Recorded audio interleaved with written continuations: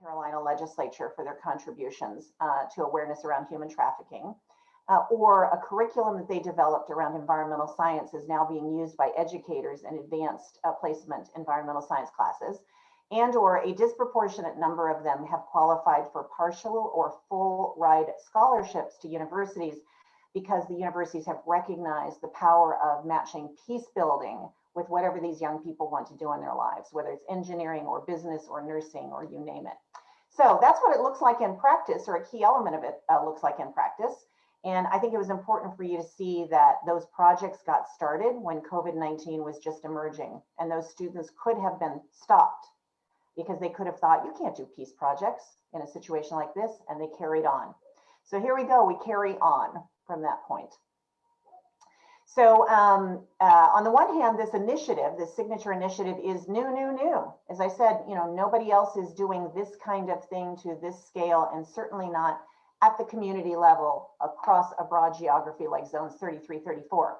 But the road testing part of this is the kind of framework and examples that you just saw in that video have been deployed or employed in these various places in the United States: Bolivia, Argentina, Lebanon, South Sudan, Balkans, and Southeastern Europe.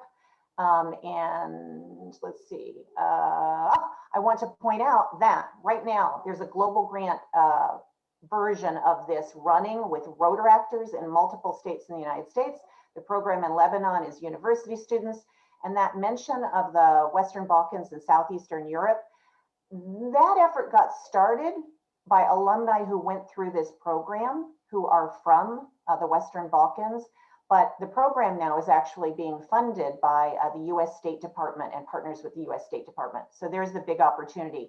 Rotary as social mobilizer, but Rotary as a place that's respected and can find partners to keep growing and sustaining programs.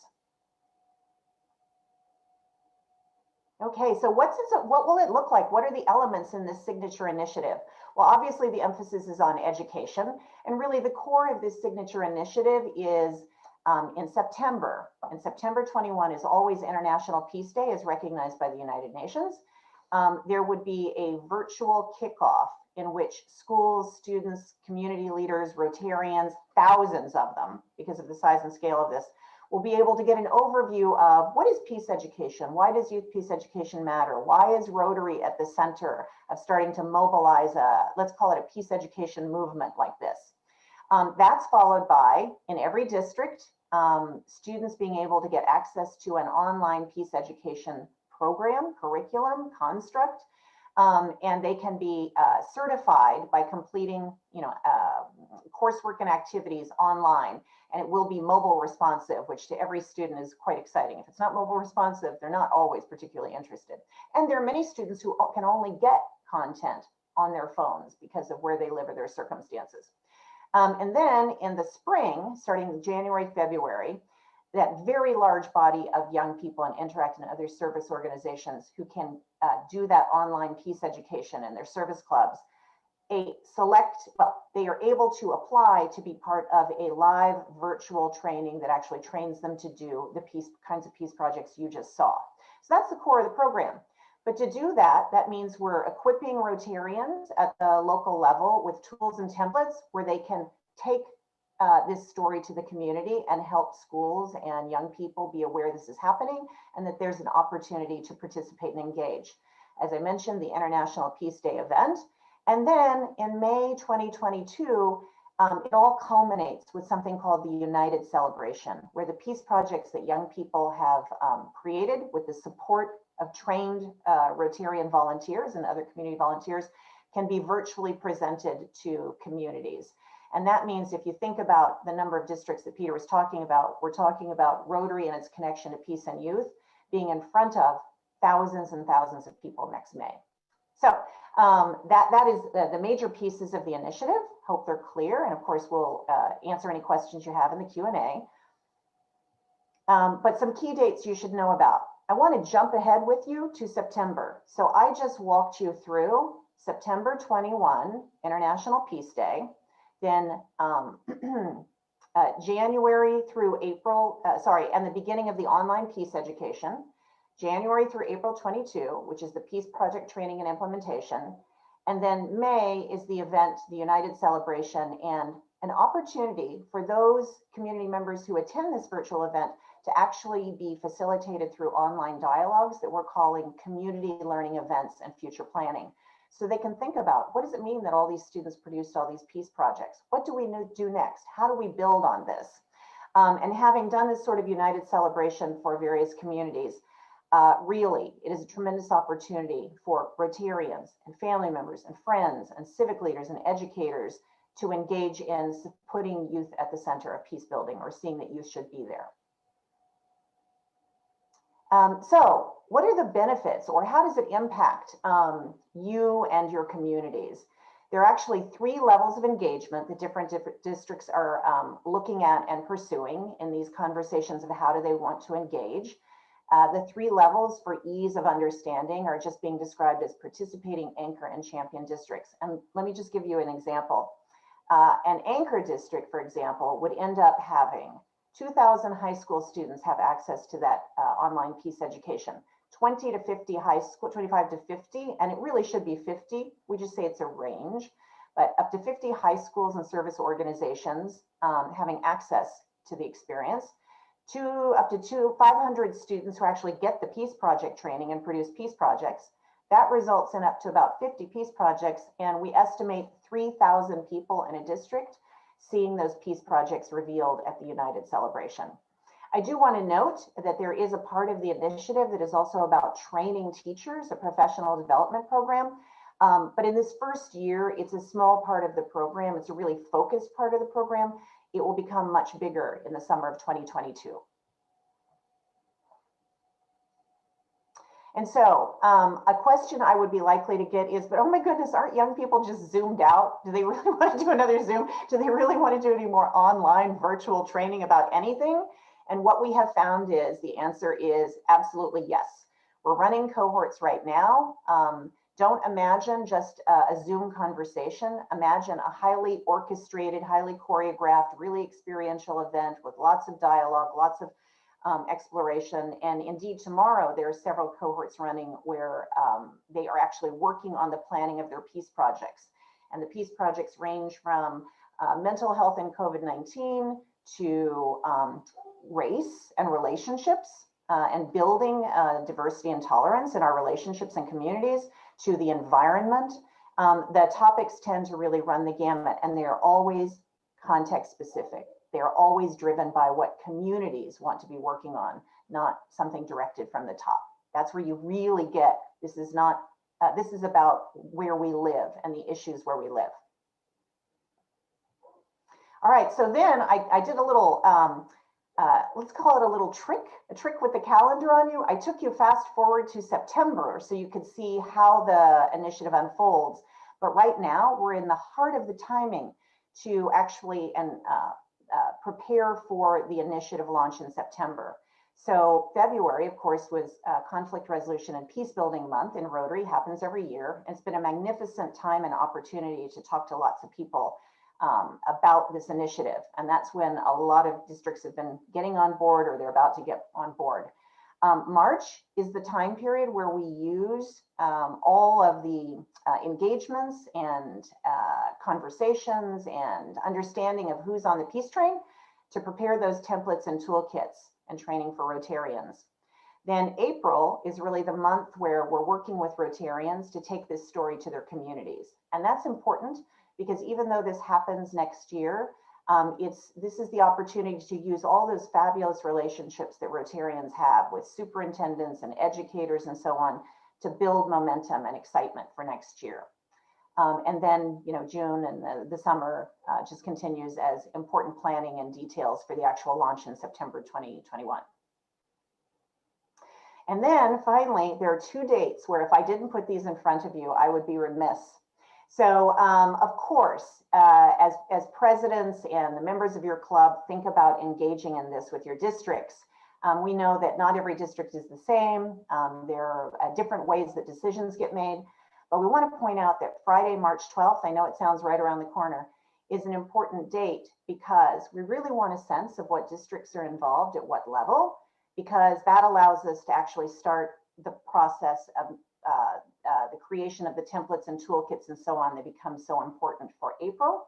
And then notice April 7 to 14. By April 14, Peter and I were talking about this today. What everyone would like to be doing is announcing to the public what Rotary is doing in this arena in zones 33, 34 on such a big scale, and do that in connection with the Alliance for Peace Building, which is based in Washington, D.C., a partner to Rotary. And it happens to be the largest member-based network for conflict resolution and peace building in the world. So mid-April, just before tax day, is a really important time to tell the world this is what Rotary's up to. So get on the peace train.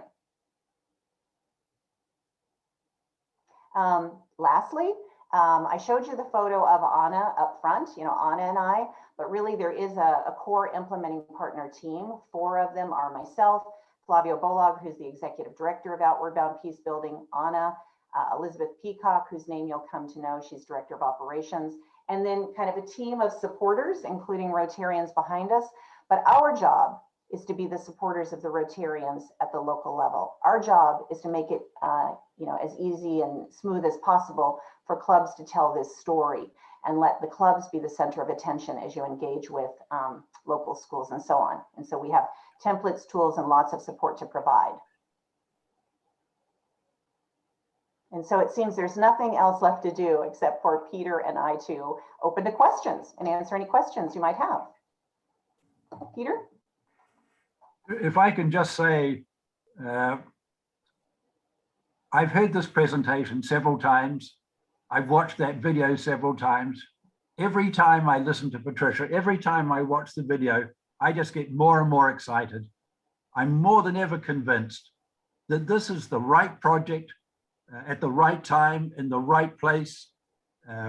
Our 4 districts have strong interact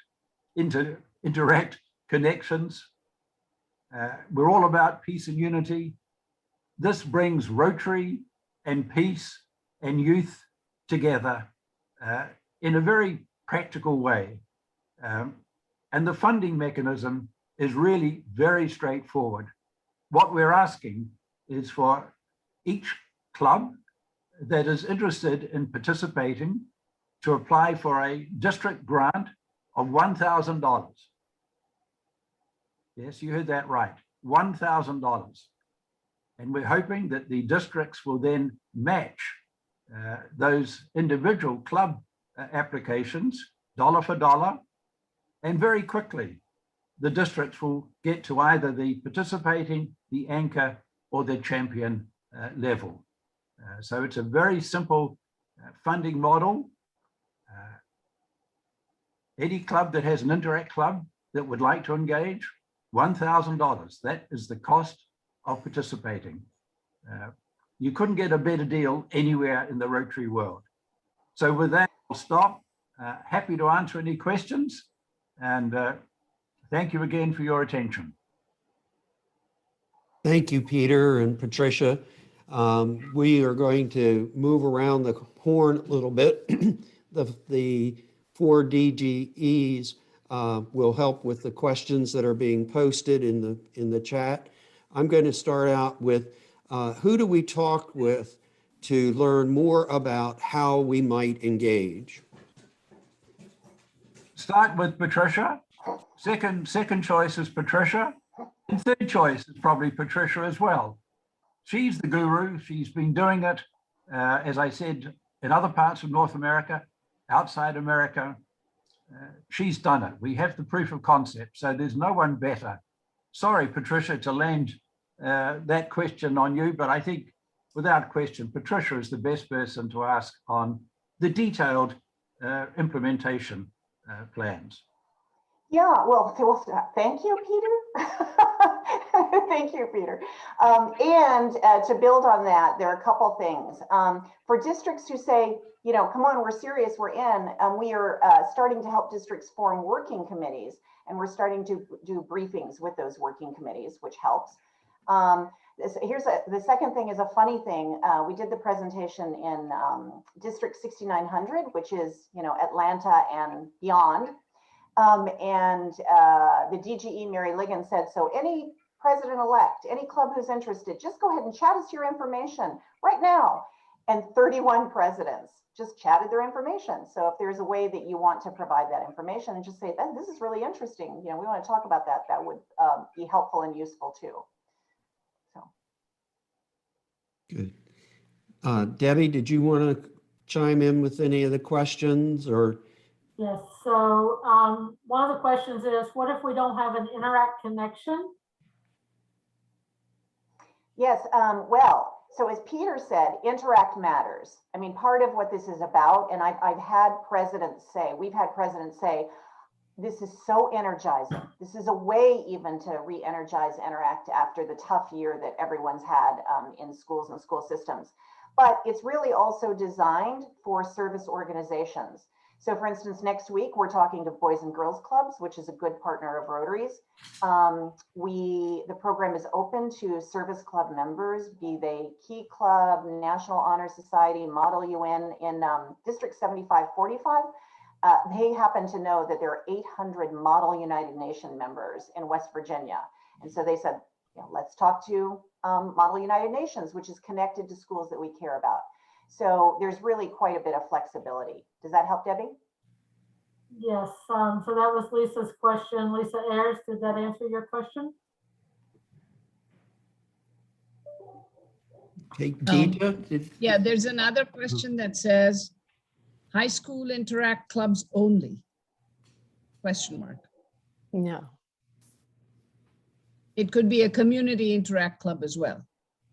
Yes. Yes, okay. Pat? There are quite a number of people asking, will we get a copy of the presentation, the slides?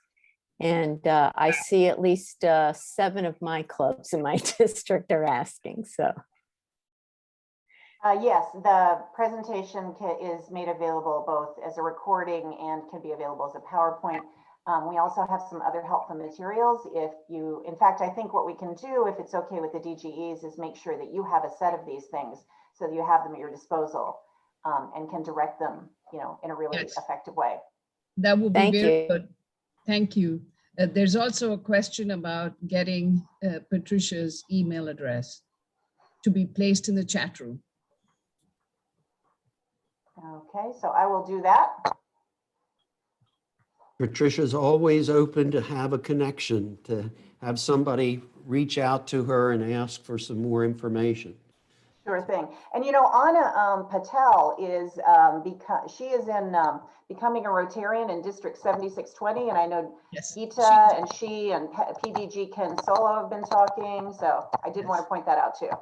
Yes, we are talking, and I think the other point I wanted to make is there's someone who's asking, we have a strong middle school Interact club relationship, and certainly those are eligible, are they? Because your age group defined 15 and older. Yeah, well, it's a great question. We actually trained and certified an entire middle school in Houston, Texas of 800 students and 31 teachers. They went through a year-long learning journey. The focus of this program is on high school students initially, but never say never.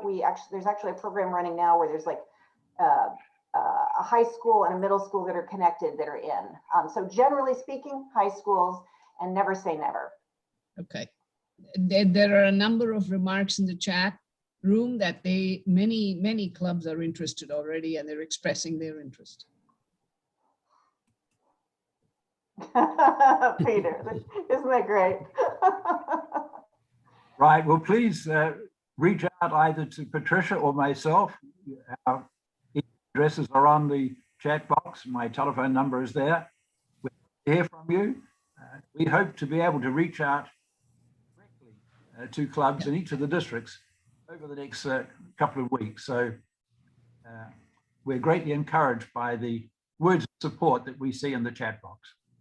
Yeah, so the person, one of our key Rotarians in 7620 is Hamid Noman, also known as Nomi.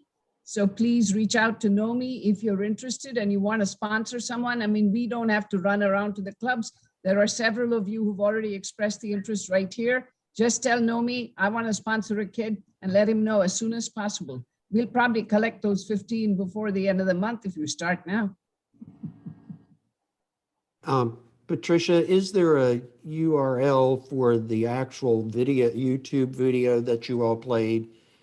Is that something that can be put up or made available? Yeah, well, that's such a great question, Hugh. I think So Elizabeth might have it. I was going to say, I think what we can do is make sure that we're now posting one of these videos on the Zones 33, 34 website, where there is information about the initiative itself. I think that sounds good. I think that's something that everybody should know about the zone3334.org website.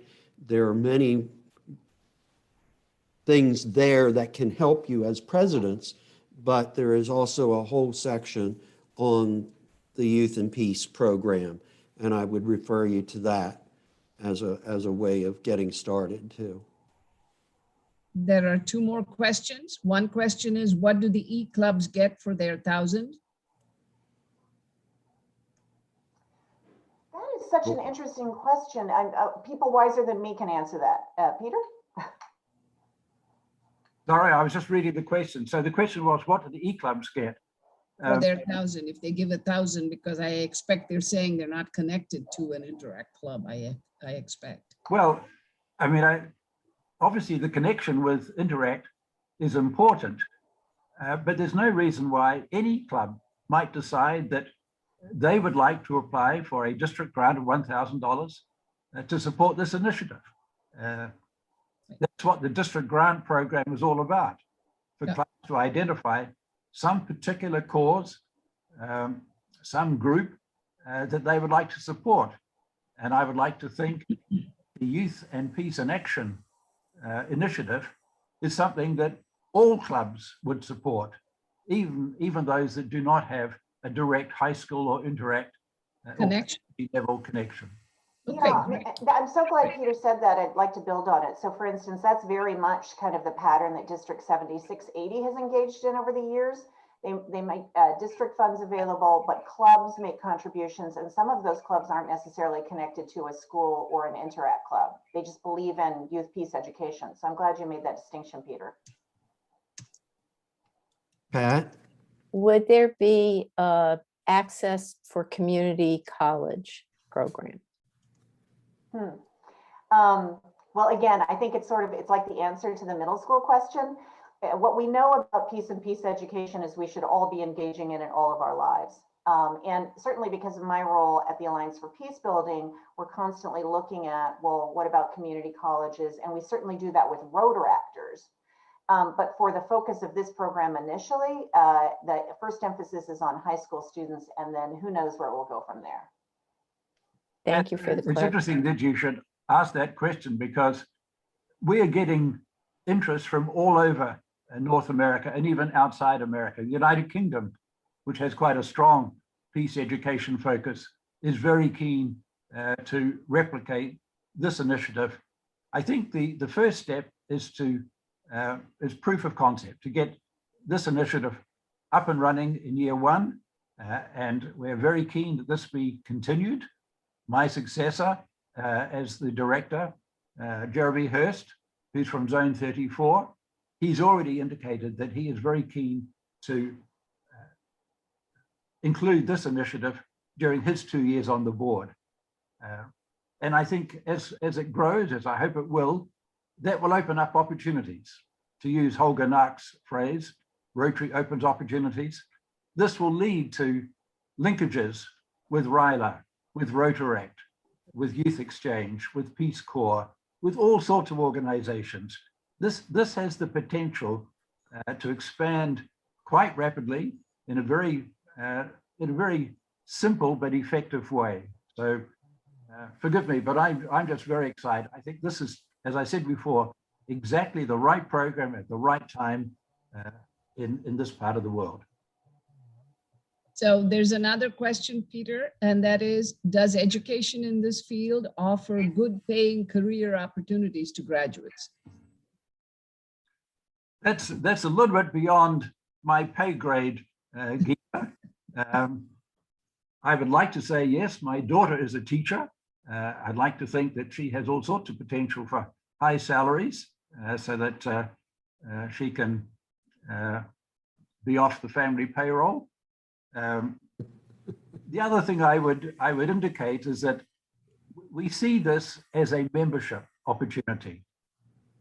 We see interactors, hopefully, graduating to become Rotaractors and then becoming Rotarians. So in addition to the peace dimension, this is a strong membership focus. Potential. As Patricia mentioned, with some of the initiatives in Texas that she was engaged with, that's exactly what has happened. So another thing to consider.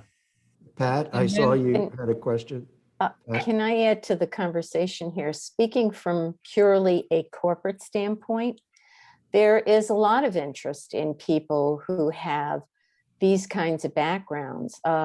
If you're, take for instance, the Amazon, I mean, you've got to have community development relation people. You've got to be able to deal with product issues. So this kind of background is not just people who are going to be involved in specific peace projects. There's a much broader application. Right, exactly, Pat. You're absolutely right. Yeah, let me bring Pat's point to life. So I was just in Atlanta and I was asked to visit two new academies that are opening in the charter school system in Atlanta. One is a Global Impact Academy and one is an Innovation Academy. Both are high career pathways programs for students who are going to go to schools like Georgia Tech and probably end up in careers in engineering and technology and so on. They want their students getting trained. They want all their teachers getting trained because they say, we're called to do projects. We're expected to do projects. We're learning to do projects in healthcare, in engineering, in the sciences in some way. We can't think of a better marriage than that kind of work and knowing how to imbue those projects with a peace building framework and sensibility. So I love Pat's point. Patricia, Peter, we're arriving at our magic hour because our president-elects have been with us since early this morning, starting out with President-elect Shaker. But before we close, I offer each of you the opportunity to make any final statement you'd like our president-elects to take away with them. Well, just thank you very much, Hugh and Gita and Debbie and Pat and Claude for giving us this opportunity. We're excited. I hope that we have got you excited. Please reach out to either Patricia or myself. We'd like to engage with you. We're very keen to make this a reality. So thank you again, and I'll leave the final word to Patricia. Well, thank you. Let me take the liberty of speaking on behalf of our team, but also Anna Patel and myself.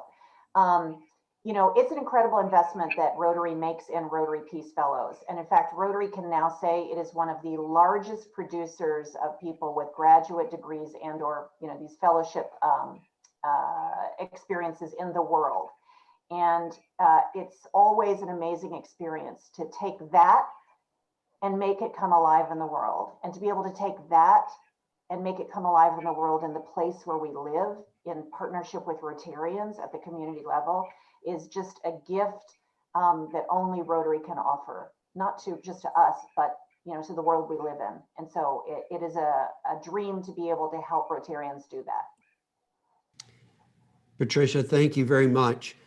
I'm now going to call Claude back up to the stage for closing remarks for today's session. Claude? Thanks, you. I think they'll bring your picture up. Hi, everyone. Again, I hope you have enjoyed your day. I sure did. What great speaker that we had. Again, thanks again to Rep. Shakar, Director Peter Kyle, and Patricia for their great presentation. And how about the training from DGE, Debbie, with the Rotaries, Club Central, and My Rotary? I had a chance to drop in on all your district sessions, Roadmap to Success, Vibrant Club. So far, I saw a well-behaved PE crowd and can see the future of all 4 districts and clubs are in very good hands. I was very touched a few moments ago by the kind words you, Geetha, Debbie, and Pat spoke, and the plaque they are presenting me. It's very touching. Well, tomorrow is another day. 8:40, the webinar room will be open, and our speaker, the first Rotary International President-elect nominated woman, Jennifer Jones, will be our speaker starting at 9 o'clock. Please make sure you're there to hear her vision for the future of Rotary. I know Jennifer personally, not probably as much now as Peter does, and I've been working very hard at getting her to come to CPETS in person next year. And she committed, but we'll see what happens. This is a secret. And well, it's come to the time when we must say good evening. The exhibitor rooms are going to be open until 7 o'clock. Stop by and see what they have to offer and encourage them. So good evening, everyone. Claude, are you going to announce the virtual hospitality suites? I didn't hear about hospitality suites. All I heard was we were going to the exhibitor suites. Okay, thank you, thank you. Good night, everybody. Good night. Night. Night. Thank you. Good Again, night, thank you, everybody. Peter.